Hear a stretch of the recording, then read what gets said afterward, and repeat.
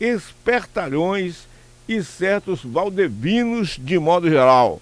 A obra da geração editorial traz uma ficção que envolve 4 personagens da sua poética.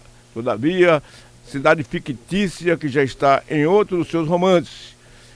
Eu vou deixar para o Fernando Vitor contar toda essa história, porque senão eu, aqui no Líder, que é Ana Paula, me coloca, não vou ser tão fiel ao texto quanto as palavras do próprio autor, o querido Fernando Vitor, que por muitos anos foi secretário de comunicação do governo do estado da Bahia, na época de ACM, e ele é um grande escritor e hoje é conselheiro do Tribunal de Contas do município. Bom dia, Fernando Vitor. Muito bom dia, Dilson, para você, para Ana Paula, para todos os seus ouvintes, tanto da Princesa FM quanto da Sociedade de Feira. É um prazer muito grande estar conversando com você. O Vitor também fala República dos Mentecaptos. É ficção, realidade, não ficção. O que é República dos Mentecaptos? Dilson, eu vou tentar ser sintético, muito embora não seja um dos meus fortes, e dizer o seguinte: República dos Mentecaptos mistura ficção, não ficção e autoficção. O que é autoficção? É uma forma de você contar um pouco de você próprio e dos outros, misturando ficção e realidade. E é o que eu tento fazer neste República dos Mentecaptos, desta forma, utilizando como um dos principais personagens, pela primeira vez, vira personagem em um romance, Antônio Carlos Magalhães, que toda a Bahia e todo o Brasil conheceram e conhecem muito bem pela memória que ele deixou do político controverso, polêmico, para alguns o Antônio Carlos Ternura, para outros o Antônio Carlos Malvadeza. Então, num breve resumo, um prefeito de uma cidade, imagine uma história nessa situação, um prefeito de uma pequena cidade inventada por mim, a mítica todavia, no recôncavo da Bahia. Esse prefeito é um camarada que tenta, de toda forma, ser ele próprio um ACM em seu município. Tanto ele gostava de Antônio Carlos, tanto ele admirava Antônio Carlos como político, que ele gostaria de ser um Antônio Carlos em seu município. E o nome dele era Antônio Magalhães Braga, ele chega a se autodenominar AMB. E a partir daí, ele começa a encasquetar que o Antônio Carlos teria que um dia chegar à presidência da República. Mas como isso era uma coisa muito difícil, que a presidência de República, o próprio Antônio Carlos dizia, é uma questão de destino, esse prefeito, que eu falei que era Antônio, mas é Augusto Magalhães Braga, o AMB encasqueta de que o Antônio Carlos, por decreto, deveria transformar a Bahia em república para que ele, Antônio Carlos, fosse o presidente. E, a partir dessa situação, todos os municípios da Bahia também virariam estados e seus prefeitos governadores. Por via de consequência, os distritos virariam municípios e teriam seus prefeitos. E nessa louca transformação, conforme ele próprio imaginava, não faltaria poder para ninguém. Ou seja, tinha mais gente mandando do que gente sendo mandada. Então, é essa história que eu tento contar de uma forma bem irônica.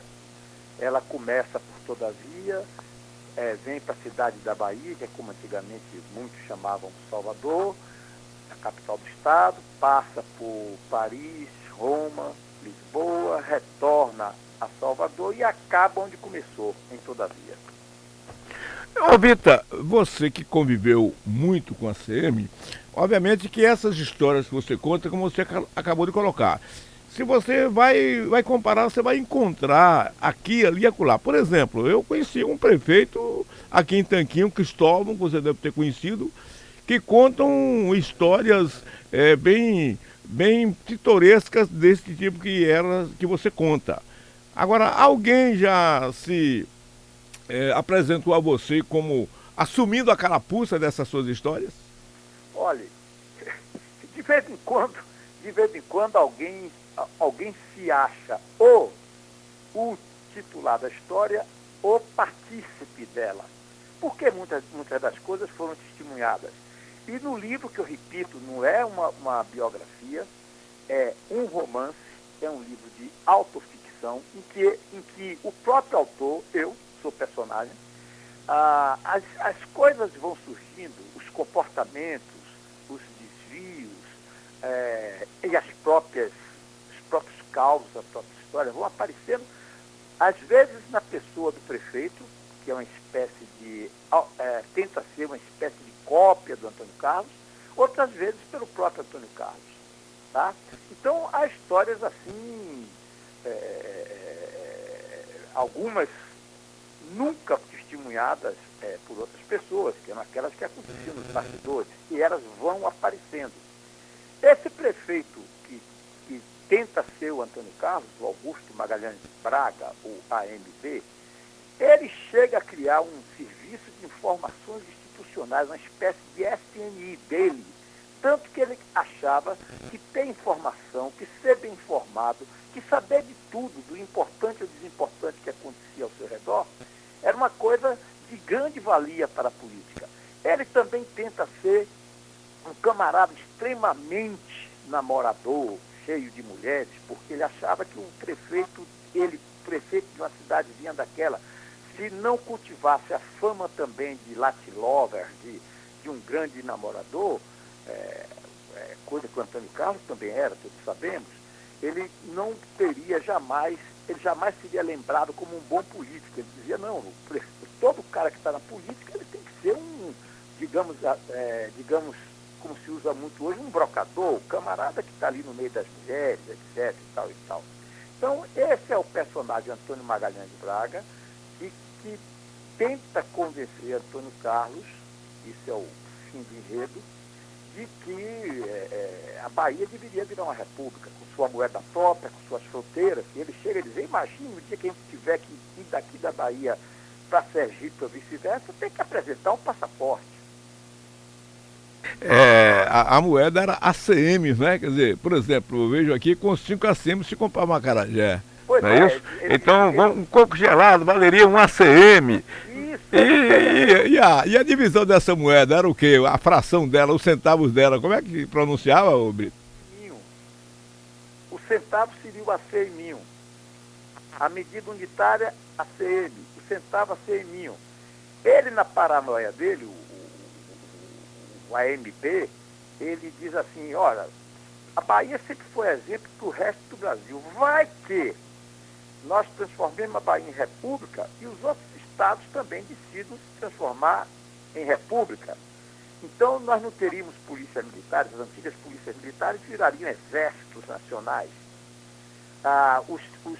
As comarcas virariam tribunais, os tribunais virariam supremos tribunais.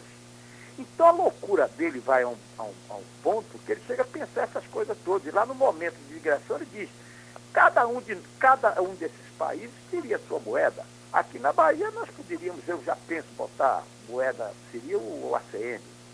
O ACM cujos centavos equivaleriam a um ACMzinho. Mas, pô, lá na Paraíba ou em Sergipe, quem quiser que desse o nome que quisesse a sua merda de sua moeda, que eu não estou me incomodando, quero saber da minha aqui e tal, PPP. Então é realmente uma história que eu digo hilariante e que mostra muito da realidade político-cultural da nossa Bahia. Nós temos aqui um famoso antropólogo intelectual, um dos nomes mais respeitados da cultura baiana.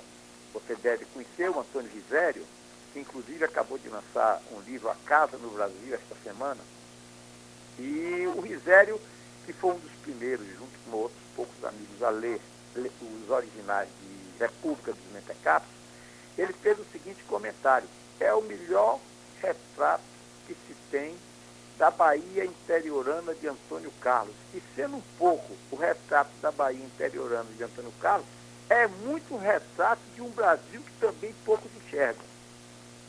Então, essa é uma opinião que foi emitida sobre o livro e deve estar indo para as livrarias já nesta semana que entra aí, porque a distribuição nacional começa agora nos primeiros dias de agosto E aqui na Bahia, onde também o livro já deve estar chegando por esses dias, nós teremos uma noite de autógrafo em 12 de setembro, das 18 às 22 horas, na livraria Saraiva, do Salvador Shopping. Mas o livro também está disponível virtualmente em todas as livrarias virtuais, a Amazon, a Apple Store e tantas as outras.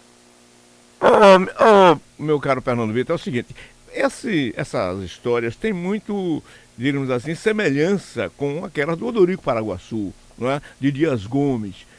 Tem alguma inspiração também no Odorico Paraguaçu, de Dias Gomes? É o primeiro a, digamos assim, fazer, eu não diria uma comparação, porque quem sou eu para ser um Dias Gomes? Longe estou. Mas o espírito inclusive é uma coisa que se vê nos meus 3 livros anteriores, esse espírito meio farsesco, esse espírito que busca um pouco do absurdo em determinadas situações e expor esse absurdo para as pessoas, é muito do que eu tento fazer nos meus livros todos, entendeu? Mas longe de mim tentar emparelhar-me com Dias Gomes. Agora, busco contar histórias de uma forma muito simples e muito, digamos assim, gaiata, com aquela certa picardia baiana de se narrar os fatos, aquela coisa que ele sabe. Eu trato o leitor como um interlocutor, alguém que está dentro de mim, e eu estou conversando, como estou conversando agora com você. Vitor, você que conviveu muito com a CM, você era um amigo pessoal dele, era um homem, você era uma pessoa muito da confiança estreita dele, nós sabemos disso, pelo relacionamento que você teve. Agora, a CM era esse namorador todo mesmo que dizia? Meu amigo, ele era do ramo, como a gente costuma dizer hoje, né? Ele era do ramo, ele era um camarada muito chegado a essas artes. E tanto que a AMB, o farsesco prefeito que tenta ser o Antônio Carlos, redivivo, como a gente diz, o Antônio Carlos cagado e cuspido, o AMB também era chegado a essas artes, mas o AMB se dá mal, porque ele termina levando uma calha, como a gente costuma dizer no Nordeste, e ele que já era meio avoado do juízo, por tudo que eu já te contei aqui, ele fica ainda mais avoado. E é aí que aparece a ideia dele de botar na cabeça do Antônio Carlos que aqui é a República da Bahia. Caro Fernando Vitor, foi um prazer muito grande falar com você e fica à vontade para você falar mais do livro, você já falou, você está falando nesse momento para as emissoras todas da rede de rádio Capuchinhos e da rede baiana de rádio. Nós vamos repercutir essa sua entrevista lá em Santo Antônio de Jesus, que é a sua região, lá na nossa querida Rádio Andaiá, com o Fernando Henrique Batista Chá, gosta muito de você. Você é um homem do recôncavo baiano e fica à vontade de você falar mais aqui sobre essa obra. Você vai fazer, provavelmente, eu acredito que você virá à Feira de Santana para fazer um lançamento também, uma noite de autógrafo, uma tarde de autógrafo desse livro, e depender da nossa colaboração, estamos aqui para isso. E fique à vontade para falar mais um pouco sobre isso, o Fernando Vitor. Pois não, ficarei muito feliz de lançar meu livro em feira, como em Santo Antônio de Jesus. Repito, um abraço grande para Fernando Batista Chagas, querido amigo, um dos ícones do rádio na Bahia. Lógico que gostaria muito de a feira e a outras cidades, mas são pautas e agendas que a própria geração editorial há de cuidar com as cidades interessadas.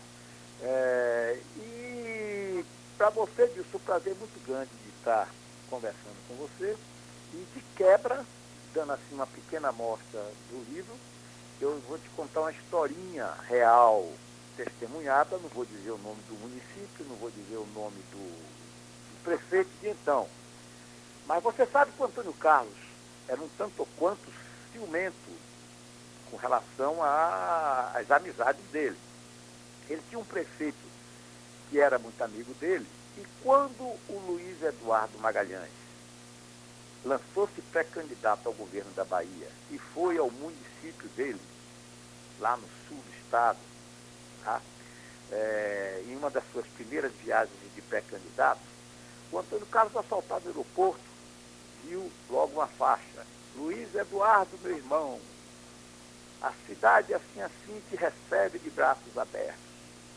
E aí saltou do avião, entrou no carro na van, todos juntos, e lá vai novas faixas. Luiz Eduardo, meu irmão, o prefeito de tal lugar assim, te abraça com muita emoção. E vai chegando perto do local do comício e novas faixas. Luiz Eduardo, meu querido irmão, o povo deseja que você seja o nosso futuro governador. O Antônio Carlos, que era ciumento até do filho, vira-se para o então prefeito e diz assim: meu amigo, vem cá, eu por acaso comi sua senhora mãe algum dia? Não, senhor. Então, por favor, não fique chamando Luiz Eduardo de seu irmão e trate de me arranjar os votos que você prometeu. Essa foi para fechar a tampa mesmo, viu? Ô, meu caro Vitor, você é impagável. Agora, Vitor, fica aqui o convite para o dia que você quiser vir aqui ao vivo para fazer um programa de 2 horas conosco. Tá certo, Vitor?